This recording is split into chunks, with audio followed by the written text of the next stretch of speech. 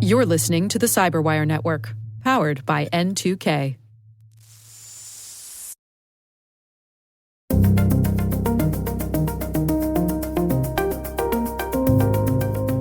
Hello, everyone, and welcome to N2K Cyberwire's Hacking Humans podcast, where each week we look behind the social engineering scams, phishing schemes, and criminal exploits that are making headlines and taking a heavy toll on organizations around the world. I'm Dave Bittner, and joining me is Joe Kerrigan. Hey, Joe. Hi, Dave. And our N2K colleague and host of the T-Minus Space Daily podcast, Maria Vermazes. Maria.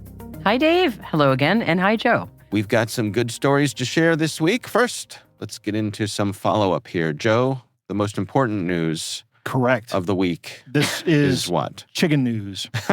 Chicken news. Chicken news. And you'll notice I spelled in the script, I spelled CHIGGEN, chickens. That's how we say it at home.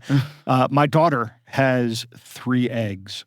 Wow. 3 eggs. Wait, your daughter? Yes, this is my daughter's The flock. chickens of your Your daughter. daughter's chickens laid 3 Yes. eggs. Okay. Yeah, I don't know how many eggs my daughter actually has. That's what I was going to say. Right. She treat them, but they have great value if she only has 3. But. Correct.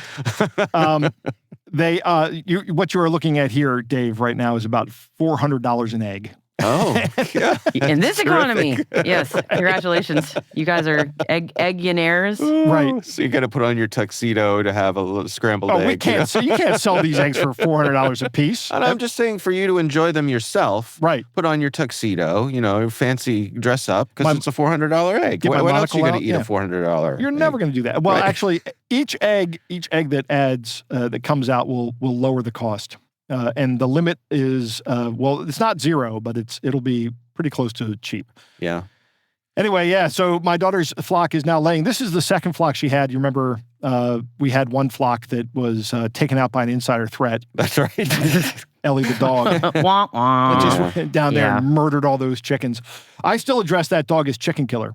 Okay. And my chickens are doing First of fine. his name. Yes, first of his name. How far do you suppose you are from eggs now, Joe? Well, going by this, when did I talk about the chickens getting eggs? When Pope Francis died, I remember it was the same weekend. So it was Easter. So then shortly after that, my daughter bought another 11 chickens or 12 chickens, and now they're laying here. So that was April, and now we're in November. So a little back in the napkin math, I should start getting eggs in the spring, Dave. Okay. Yeah. All right. Well, that'll be exciting. And I don't think one of my chickens is going to lay any eggs. No? Yeah, it might keep my neighbors up in the morning, but Oh, no. Oh, no. yes, I believe it is a rooster.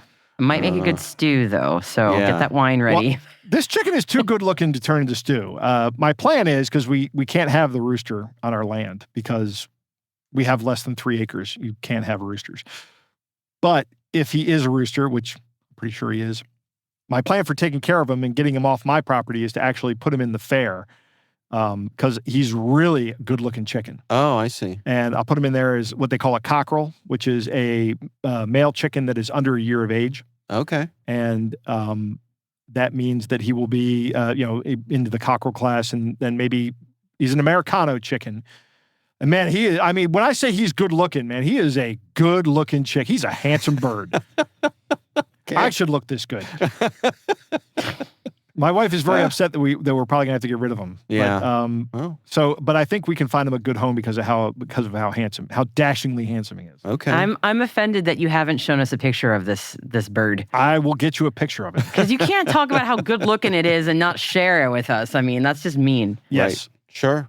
All right. Well, we'll look forward to that next episode. Yeah, if I get home before the sun gets down. Speaking of good-looking chickens, I put a link in here. Are either of you familiar with the Jack Raptor project? No. No. So this is a breed of chicken. I think Joe just saw the picture. I did. This is someone who is basically trying to return chickens to their velociraptor roots. Now, hold on. I think they're closer related to T-Rex, aren't they? Whoa, that knows? scares me. Oh, But- my God. Good Lord.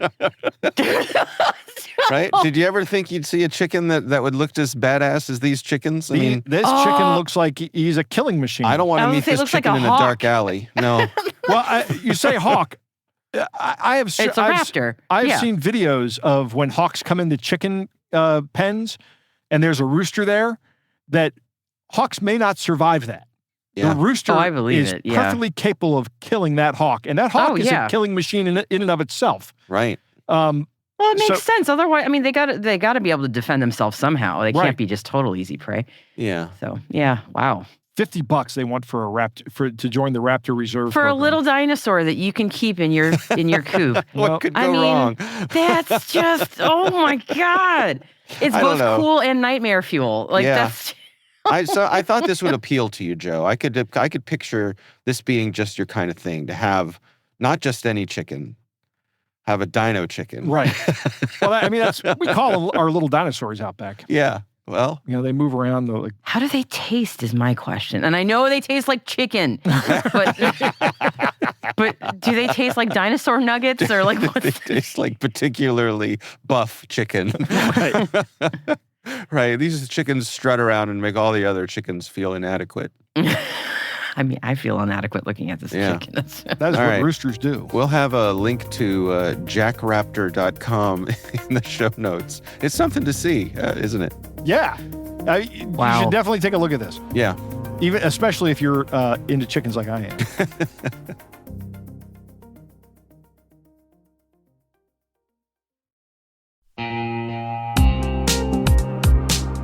And now, a word from our sponsor, ThreatLocker, the powerful zero-trust enterprise solution that stops ransomware in its tracks. Allow Listing is a deny-by-default software that makes application control simple and fast. Ring fencing is an application containment strategy, ensuring apps can only access the files, registry keys, network resources, and other applications they truly need to function. Shut out cybercriminals with world-class endpoint protection from ThreatLocker. All right, let's get to some stories here today. I'm going to lead things off today, and I feel like this is not justification. What is it when you feel satisfied? Vindication? Vindication. Thank you, Yes, Joe. it is. Thank Yep. you for my live thesaurus. I am the human thesaurus. Yes. Yeah.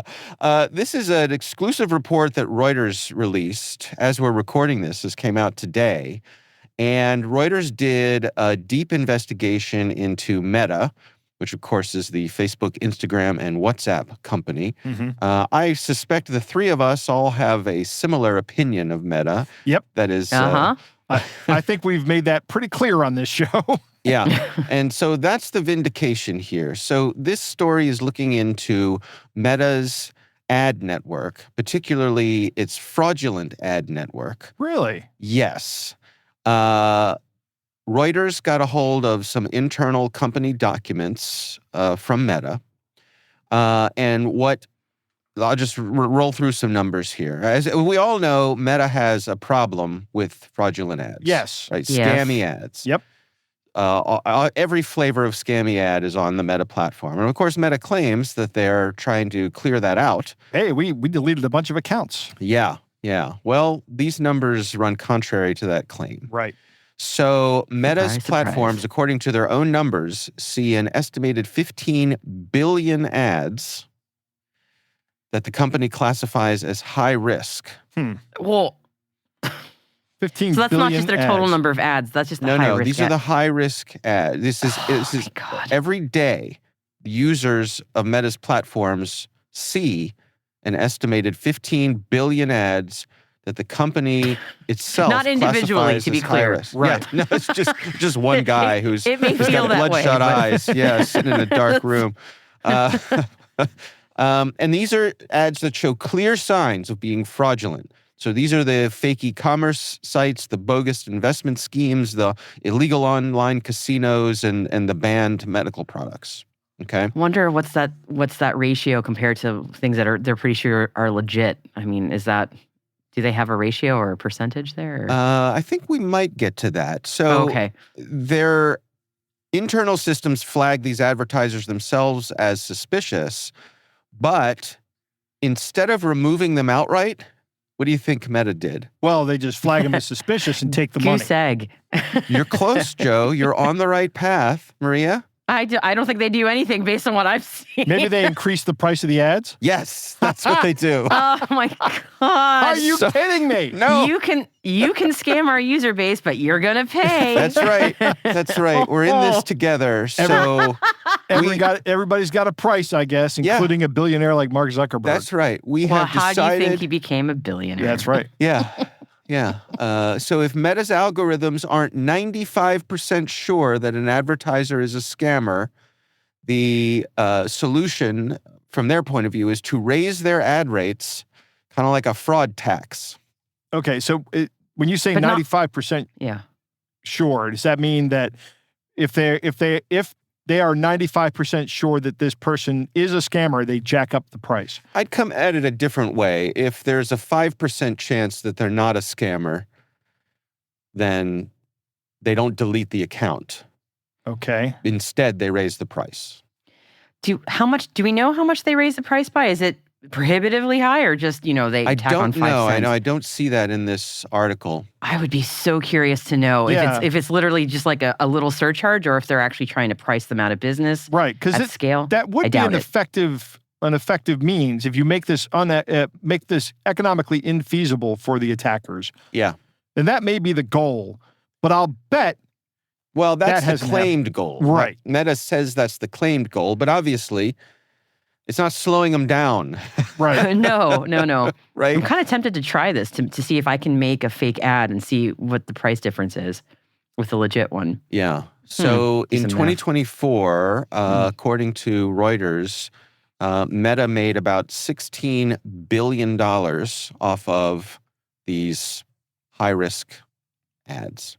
Yowza. Yeah. Okay. That's a Wow, good okay. amount of revenue. It's about 10% of their revenue. So Meta knows what they're dealing with here. According to the documents that Reuters got, their own researchers, Meta's researchers, concluded that Meta's products had effectively become a pillar of the global fraud economy. With one of their internal presentations estimating that its platforms were involved in a third of all successful scams in the U.S. Oh my God. Wow. Can we give them a little trophy? Pillar of the global Right. fraud economy. So Meta, of course, disputes this. They say that this is an exaggeration. They said to Reuters that the documents that Reuters got distort their approach to fraud and that they invest heavily in integrity and that they had There it removed is. more than 134 million scam ads this year alone. 134 million scam ads. Yeah. Wait a minute. Wow. Wait a minute. 140. What was the number of scam ads that happen every day? Was it 5 billion a day? 15 Yeah, billion? 15 billion with a day? B. Yeah, 15 yeah. billion, and they've removed 100 and some 100 million Yeah. this year. 134 million this year. This year, okay. So we'd have to do the math here, but I mean, let's just give them 100 Well, days and yeah. just knock that number up. That's 1.5 trillion. Yeah. Malicious It's ads? not one-to-one, though, because the 15 billion is just exposure, not Right. individual ads placed. But they're still. saying they removed 134 million of these ads. Yeah. Which is nothing compared to the hundreds of the trillions of malicious ads they're showing. Yeah, 1 million is less than 1 billion. Right. Right. So By 3 orders of that's magnitude. just math. it gets worse. Oh, Tough. love this. So- Love this for us. Love it so Again, much. according to Reuters, Meta's own records reveal the company weighs how much scam revenue it could afford to lose. So they have an internal policy that they call their revenue guardrail, which limits enforcement actions that might cost more than 0.15% of total earnings. So for context, that's about $135 million out of $90 billion. Right. So this is couch cushion change Right. for Meta. 0.15%. 0.5. In other words, if they're cracking down on scams exceeds 0.15% of their total earnings, they got to dial it back. They're leaning in a little too hard. Like not even a rounding error, 0.15%. That's Correct. Wow. Yep. The greed is just eye-watering. So Amazing. again, Meta takes issue with how Reuters is presenting this. Meta says that Their long-term plan is to gradually reduce scam-related revenue from about 10% in 2024 to maybe only 6% by 2026. Of course, regulators are trying to turn up the pressure here. The SEC is investigating Meta's role in financial scams. UK regulators have found that Meta's products account for over half of payment-related scam losses last year, more than every other social platform combined. Right. Wow. Yep. So I was thinking about this, and one, I mean, this is all possible because of the lack of regulation that Meta has, their space has, right? These online platforms are comparatively unregulated. Imagine if you were a bank and you knew people were doing fraudulent business through your bank, and instead of kicking them out of the bank, you just charged them more, Right. right? Like, regulators wouldn't be okay with that. And here we Where are. are the regulators? Where are they? Yeah. Well, I think we know. By the way, I did the math. 15 billion ads per day, 15 billion fraudulent ads per day is 5.4 trillion fraudulent ads per year. And if Meta has removed, actually, well, you can't really say, because when they say they remove an ad, they probably remove an ad campaign. Yeah. So Yeah, it's. I don't think you can one-to-one it, as Right, Dave said. yeah. It's a little, it's squirrely. But So- the ratio's off. I mean, it's just, Yeah. it's not even close to enough. Yeah. So some possible things that could get Meta to straighten up and fly right in terms of regulatory pressure, they could be imposed with something like real ad buyer verification, basically know your advertiser in the same way that financial institutions have to perform know your customer checks, put a greater burden on Meta to know who is doing the advertising. They could have mandatory transparency reporting. They could have independent auditing of their algorithms and ad systems. They could have regulated response time obligations. One of the things this article points out is how even if something's taken down, it takes forever for it to be taken down. Yeah. And then allow them to be liable for platform-enabled fraud. Yeah. People come at them. I think that's the one that's going to get them. Because I'm sure in their EULA, there is a binding arbitration clause Yeah. in there. So you can't sue them. I think you take that away.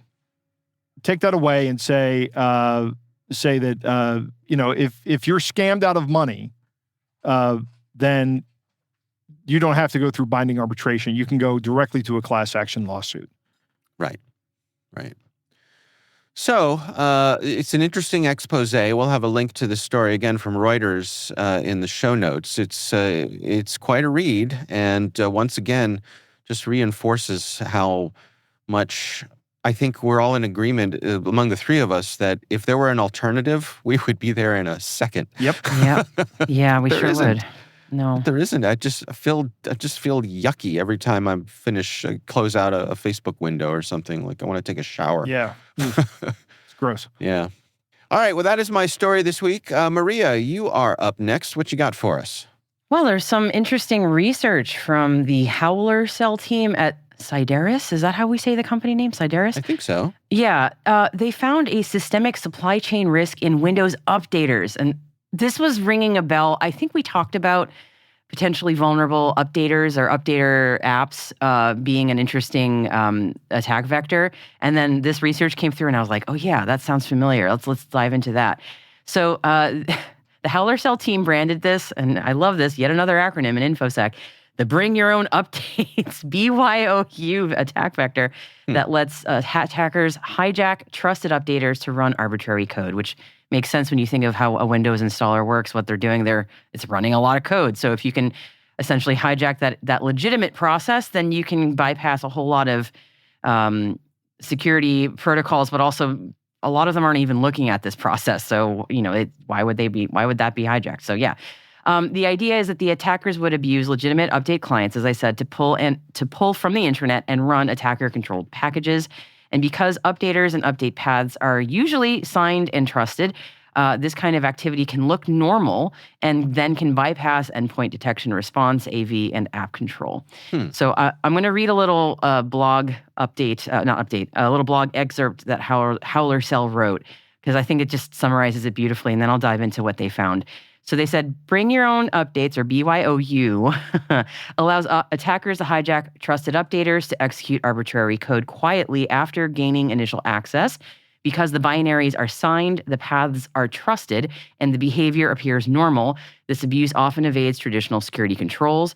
And one example is the app Advanced Installer, which is an app and deployment tool that is used by many of the largest organizations in the world, and it can be leveraged to infect remote computers with malware, potentially leading to a devastating supply chain attack. And I keep saying app, but I really mean application. Sorry, it's a recent app. This is an application, not an app. So is this like, I'm updating the drivers for my printer, or you're updating some software, some piece of software. Could be anything. Literally anything. Yeah, the blog post actually has a whole list of legitimate software that uses this Advanced Installer app, because you don't want to have to, if you're creating software for a thing, you don't have to go, and I now have to create an installer for this software. If a perfectly good one already exists, I can use that installer to ship what I got to do. So, so essentially, it's kind of going. This attack is attacking earlier in the, I don't know, it's not the supply chain, but just kind of going backwards a step. Instead of attacking the software, you're attacking the software that is used to update the software. It's really interesting when you think about it. So giving the lay of the land, the Howler Cell team found a vuln in Advanced Installer 22.7 back in May, where they found that the updater would accept unsigned update packages by default. So the first step here was that the updater would support flexible options that can point to remote HTTP endpoints or network shares without integrity checks. Then the attackers could supply a crafted update config that references malicious payloads. And then the updater downloads and executes them after presenting a totally normal-looking UI prompt. In other words, if the payload is unsigned or unchecked, it would get executed in the user context when presented as a normal update. So very, very stealthy. And then we should note that Advanced Installer does have mitigation for this, but it is opt-in, which is often where things get tricky. And that opt-in mitigation is install only digitally signed update packages signed with the same certificate as the updater.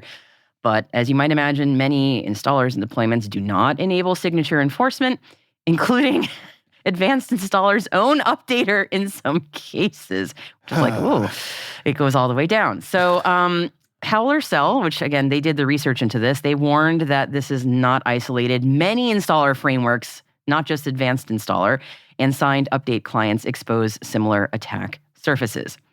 So I kind of hinted at the beginning of my story about why this is dangerous, because again, it's not attacking software, it's attacking the thing that updates the software.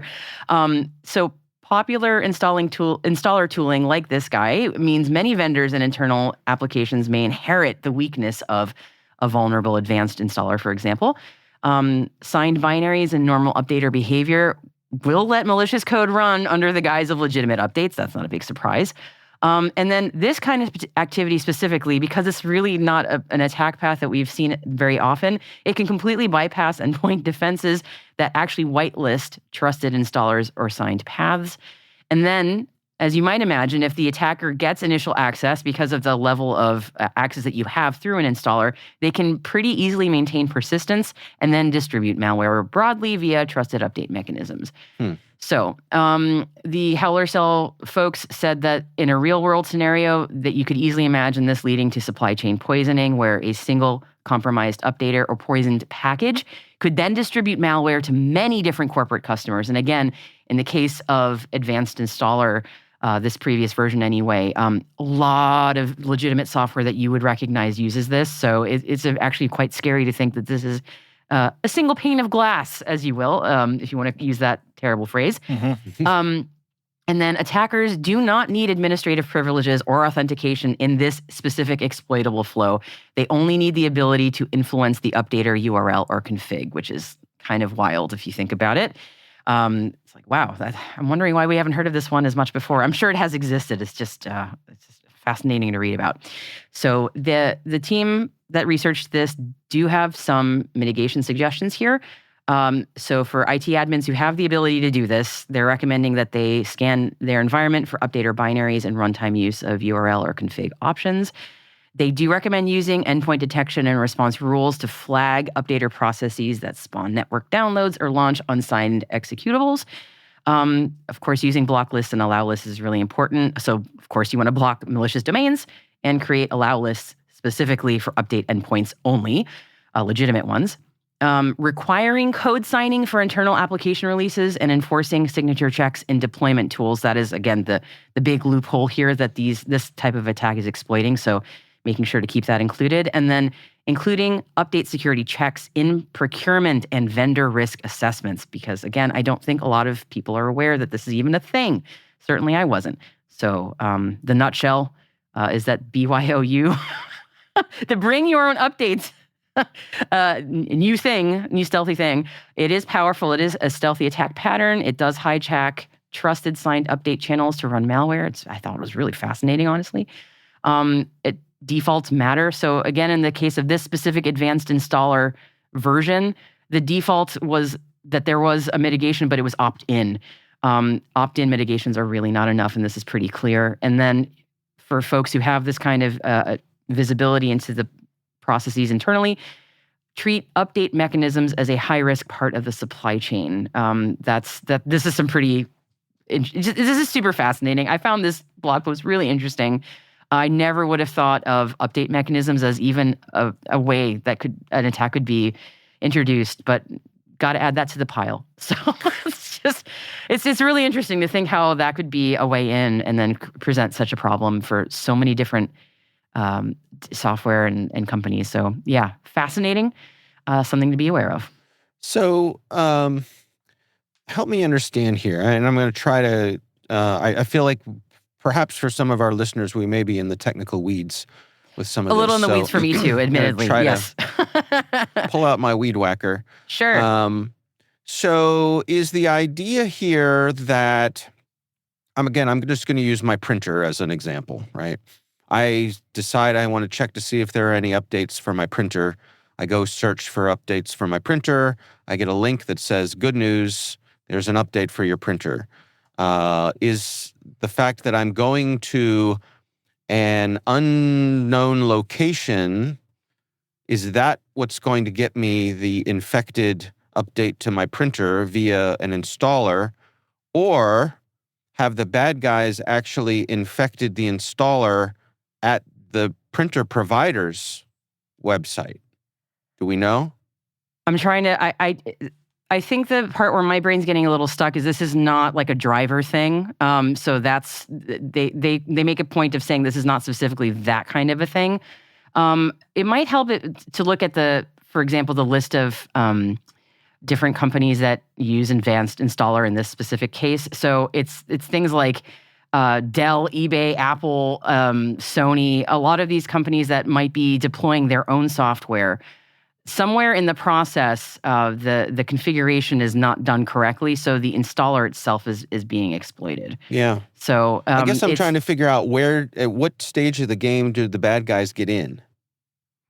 I'm trying to figure out if this is. I don't think this is something where someone's going to a website and it's not a consumer level thing. This is going to be more of an enterprise IT admin, thing. Enterprise thing. Okay. So yeah, it's.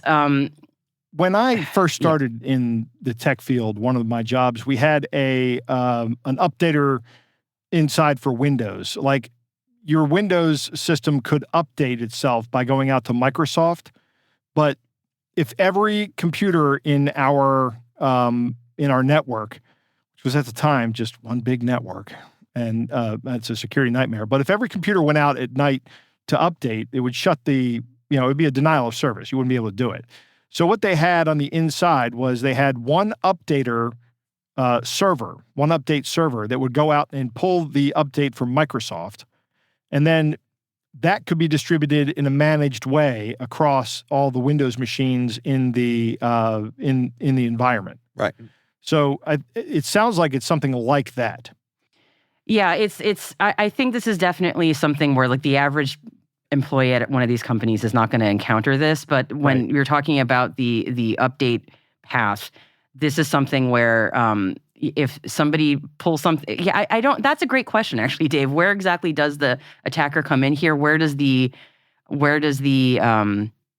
misconfig become introduced? I'm not entirely sure. Okay. And the part of the reason I'm a little quiet right here is I'm going back and rereading the blog post to see if I missed that. So it allows attackers to hijack the trusted updaters. So the paths are trusted. So that's a great question. Maybe I'm missing something here. There is a malicious update configuration file. So somehow whoever is responsible here is being pointed to the malicious config file, and then it's being hosted on a remote server. So you have to trick the updater into presenting the update. I'm not sure I actually understand that part either, Dave. That's a good question. It sounds like they have to get in somehow to. They have to get in somehow. Yeah, change I don't the know. configuration on the updater. Yeah. Yeah, it's a thing where it's doable. Again, it's not like it's a fish where it's a thing where the average user has to be aware of it. Yeah, and it's kind of like, instead of poisoning your glass of water, you're poisoning the water supply. Right. Yes. It's that's a really great way of putting it. So yeah, I'm reading through the blog post and I'm thinking to myself, I'm looking at like the checksum and stuff, and usually that's people make sure to run them and use and check against the checksum. But why would that be bypassed in this case? I don't know. Because people are working fast and miss stuff? I'm not really sure. Right. I feel like this is where our IT friends could definitely fill me in on this one, because I have not had to do that as part of my job. So all right. I'd love to know. Yeah. Well, if one of our listeners has more detailed insights into this or can help spell it out, let us know. We'd love to hear from you, and we'll provide some clarification as we find out ourselves. But I guess the bottom line here is be careful where your installers come from. Well, I mean, the bottom line is turn on what should be already turned on. Yes. Right? Only install signed updates from the same certificate that installed the software initially, or use the PKI infrastructure. I just did it again. I'm going to burst into flames. The I in PKI stands for infrastructure. Use PKI to validate everything. Yes, remember the mitigation for this is opt-in. So if you're not opted in, you're not. And it shouldn't be. This product should be secured by default. It really should. Yeah. And actually, that's something that HellerCell mentions at the end, is that they did responsibly disclose this one to Advanced Installer, and they said that it basically they're aware of it, but it doesn't sound like that issue's been entirely mitigated. I don't want to miss what's the word I'm looking for? Misrepresent exactly what's going on, but they're saying that essentially what they've identified as an issue. Yeah. I'm having a total brain fart on words today, but yeah, it sounds like this is still somewhat of an issue. So, Joe, you need to play Wordle today. Right. All right, I tell you what, we will have a link to that story in the show notes. Let's take a quick break. We'll be right back after this message from our show sponsor.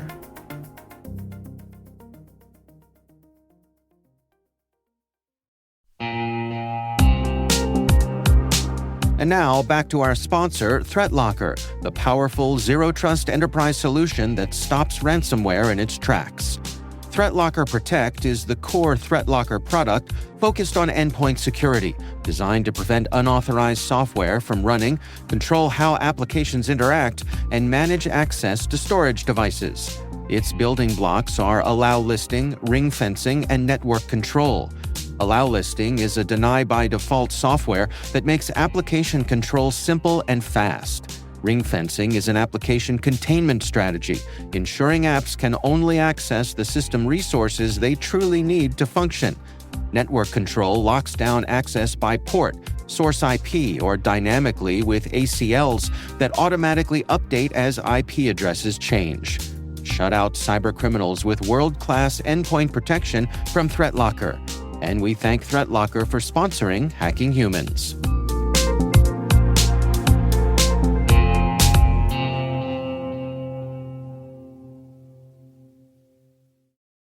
And we are back. Joe, you are up next. What you got for us? Dave, my story comes from everybody's favorite news source, Fox News.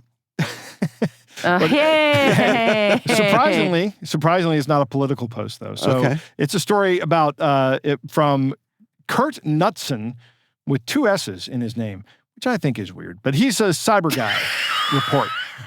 It's not really weird. It's probably just the way his family spells his name and always has. Yeah. So sorry, Kurt.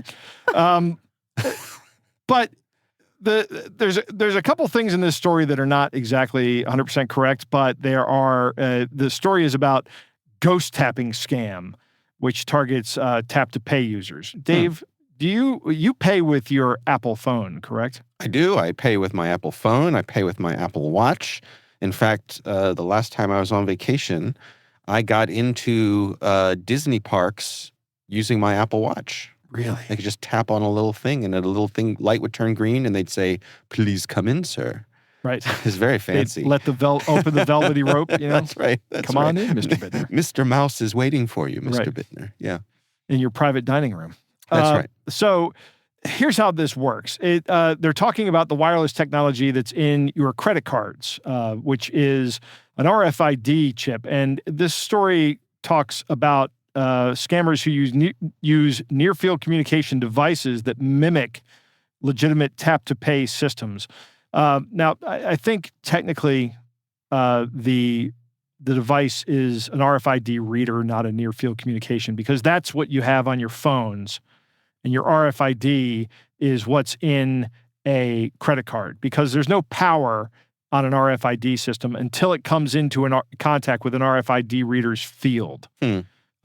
It's essentially a small radio field. Yeah. I think I'm being way pedantic about this, but You're not known for pedantry, Joe. right? Am I? You? Yeah, me. So what happens is these scammers pose as charity vendors or market sellers who only accept tap payment. And they will come up to you and they'll say, "Hey, I've got to get this done really quickly. I got 100 other people I got to talk to." And they don't want you to pay attention to anything that's going on in terms of the amounts. And then they will charge you far more than you initially thought you were being charged. There's some real world cases here where people have lost hundreds or $1,000. And they're also using systems that come close to like your wallet and go through your wallet. They are able to emit a field into your wallet. Now, I think this, Dave, you and I are both amateur radio operators, right? That's true. So we're familiar with antenna design. yes. So if you have a regular RFID reader, it has an antenna inside that emits a signal. The RFID goes into that field, is actually powered by that field. This is the same way that you would like charge an electric toothbrush. Yeah. I can't remember if you were with me, Joe, but I saw Kevin Mitnick demonstrate this once. Of course, Kevin Mitnick, who has passed away. Yes. But he was a world famous hacker, for the folks who may not know who he is. Famous, notorious, depending on your Yep. opinion of Mr. True. Mitnick. But he was always nice to me. Yes, And, me too. I did meet him once. Yeah. He signed some of my 2600s that said "Free Kevin" on the front of them. Oh, nice. Yes. So Kevin was also kind of famous for having business cards that were lockpick kits. I have one of those too. Yeah. So I saw Kevin do a demonstration where he had a specialized piece of equipment that could basically do these kind of scans at a distance. Right. And very effectively. So what that is a directional antenna. So if you focus the energy, and actually because the attacker is in control of the transmitter, they can emit a lot more energy than is needed for a standard transaction. Now, good news is that modern chips use the same kind of tokenization that happens on the on your near field communicate on your Apple Pay and your Google Pay and your Samsung Wallet and all that stuff. Okay. So they're not going to steal your credit card details, but these guys aren't really doing that. What they're doing is they're just running a bunch of charges on your credit card or your debit card. So the question is how to protect yourself from this. You as an individual, of course, you have to go out and buy one of these fancy RFID blocking wallets or card sleeves. It's essentially a little Faraday cage, is the term of art. Yeah. That when the signal encounters that, it doesn't go any further. It stops it. Right. and then verify before you tap. In other words, look at the amount you're being charged before you tap the tap to pay device. If they're using a regular device, set up instant alerts. I have this on every credit card that I have that will allow it. Every time a charge is made, I get an alert, and I can look at my phone and see how much I was charged. Yeah. So I know exactly how much I paid for my bagel and coffee at Dunkin' Donuts. They always ask, "You want a receipt?" I'm like, "Nah, I got a text." Out the door I go. So that's really how you protect yourself. Be cautious in crowded areas. I mean, that's really not very helpful. I mean, you're not going to be sitting there with your head on a swivel going, "Who around here has the Yagi antenna pointed at my butt?" Right?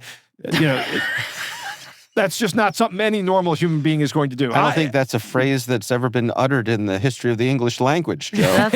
Add that one to the pogo stick one, Joe. What was the What do I hope to accomplish on this pogo stick? Yeah. Who's got the Yagi pointed at my butt? Right. Okay, All right. we really need some Joe merch And ASAP. That's why Joe's no longer invited to the Ham Radio Club meetings. Right. Right. So, a couple things here.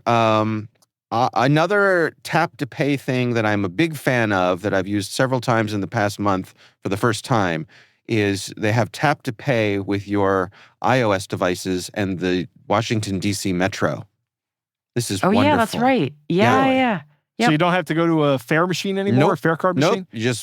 You just strut on up with your phone, tap it on the little receiver thing, the gates open, and you go. Out you go. Yeah. And on the other end, you tap it again and you're all set. It's wonderful. It's the way it should be. So let me ask you this. Yeah. I was at a venue last week. Actually, both Maria and I were at a venue last week. We were at a cybersecurity conference where we were presenting. My invitation must have gotten lost in the mail. Must have. Yeah. Didn't mention you though, Joe. Oh, good. Okay. So Say my name. this was an auditorium. So imagine movie theater seating. Okay. And so I know where you're going with this. I'm sitting Yep. in the seat and I'm looking at the stage and I look on the seat in front of me. There's a little label that says, all it says is tap your phone here. Yep. And there's a little Wi-Fi looking logo. Tap The little your phone here. NFC. Yeah. The field. Yep. So let me ask you, Joe. Right. You're sitting there. Yeah. Every single seat in the place has a tap your phone here on the back of it. Well, actually, I should probably ask Maria. She's the clicker. Yeah. What do you do? I did not do the thing. I was so tempted, though. The intrusive thoughts were very loud. I'm so 'cause it was curious just- what happens if I do tap my phone here. But it was also annoying me because it's like, okay, even if I wasn't an InfoSec person, it doesn't tell me what to do that for. It's just Right. bad messaging. It doesn't say tap it for what reason. What am I going to get out of this? Right. Like, are you going to charge me $1 million? Are you Right. going to download something to my phone? I mean, are you going to make it explode? I don't know. Are you going to Just- bring me a cocktail? Yeah, it might be. Yeah, imagine it could be tap, something tap, nice. Yeah, I tap. didn't go that way. So yeah, they don't tell you what to do it for. And I was thinking to myself, maybe it's just a magnet and it just lets your phone stick there. I have no idea, but I don't want to find out. I actually didn't do it. Well, As I much did. as a- Oh, you did? I took proud one of for you, the Dave. team. What happened when you did that? So a little alert popped up on my phone that said, do you want to connect to, and I'm just making up a name here, like locationvendor.com. So it's it's connected to some kind of service that the venue pays to use. I'm guessing that it is a way to order drinks and food and stuff like that from your seat through your phone, and because it'll tell them what seat you're in. That's my guess. Now, so I clicked enough. I tapped and that popped up. I did not click through Right. Oh, because you didn't give them your payment information, Dave? I did not. No, I did Dang not. it. Okay. I did not.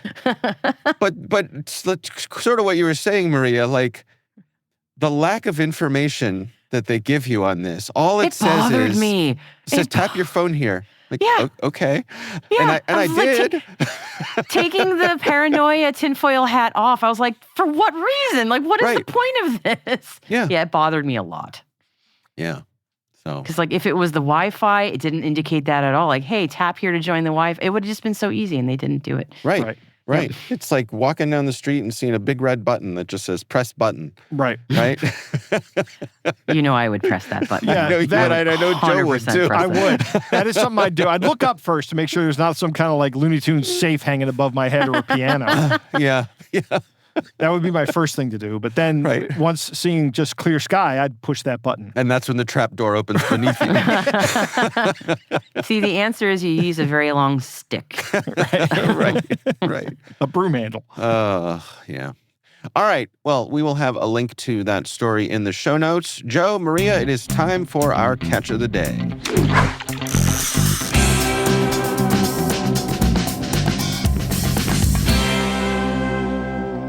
Dave, our catch of the day comes from the fishing subreddit. And it says you are, the subject is an elect Evite. Yeah, the elect invite. The elect, says. I'm sorry, Yes. I read that The totally elect wrong. invite. I botched that. It's the okay. elect invite. Yeah. Here, let me help you out here, Joe. There you go. Thank you. Ooh, even better. All right. So it goes like this. So, hold on. We should tell everybody what Maria just did. She enlarged the image so I could read I it. made it Yeah. bigger so you can For read it. My old man Old man eyes. eyes.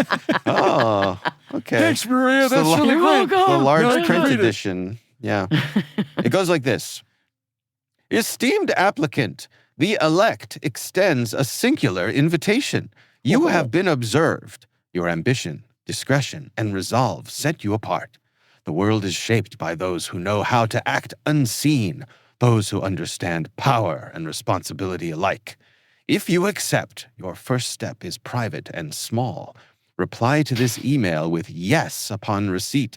An envoy will contact you with further instructions. Membership is not a promise of fortune. It is access to counsel, knowledge, and a community bound by strict secrecy and mutual aid. Those who join do so with solemn commitment to the Circle's code.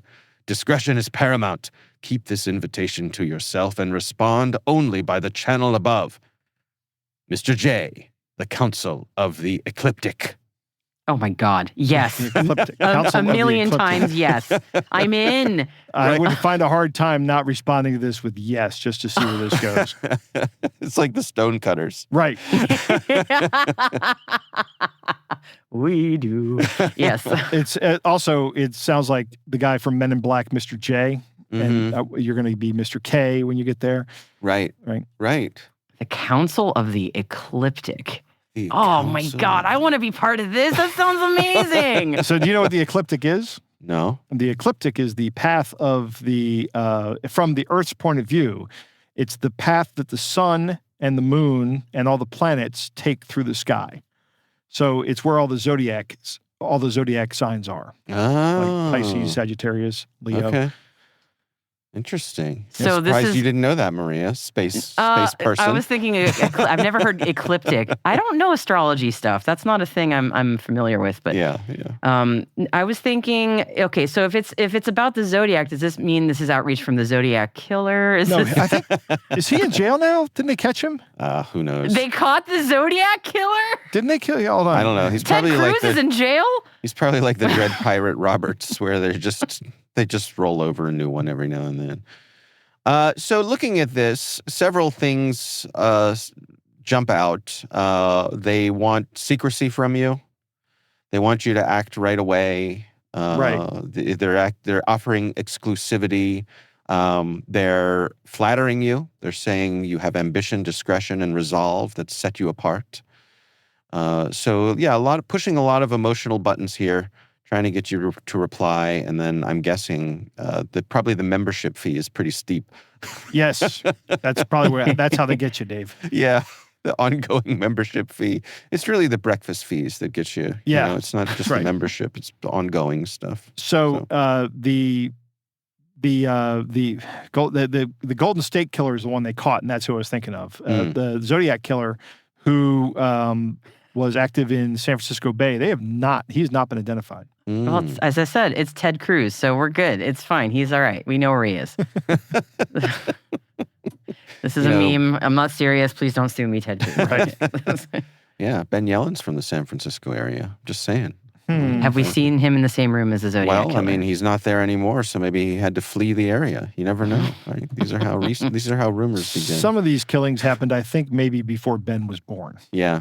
Well, Well, it's always a good that's what he wants idea you to believe. to say something bad about a lawyer, Right. because they're not going to come after you. All right. Well, that is our catch of the day. And of course, we'd love to hear from you. If there's something you'd like us to consider for the show, please email us.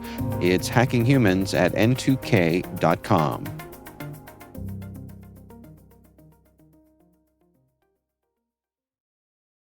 Thank you to ThreatLocker, the powerful zero-trust enterprise solution that stops ransomware in its tracks, for sponsoring Hacking Humans. Visit threatlocker.com. And that is our show, brought to you by N2K Cyberwire. We'd love to know what you think of this podcast. Your feedback ensures we deliver the insights that keep you a step ahead in the rapidly changing world of cybersecurity. If you like our show, please share a rating and review in your favorite podcast app. Please also fill out the survey in the show notes or send an email to hackinghumans@n2k.com. This episode is produced by Liz Stokes. Our executive producer is Jennifer Iben. We're mixed by Elliot Peltzman and Trey Hester. Peter Kilpie is our publisher. I'm Dave Bittner. I'm Joe Kerrigan. and I'm Maria Varmazes. Thanks for listening.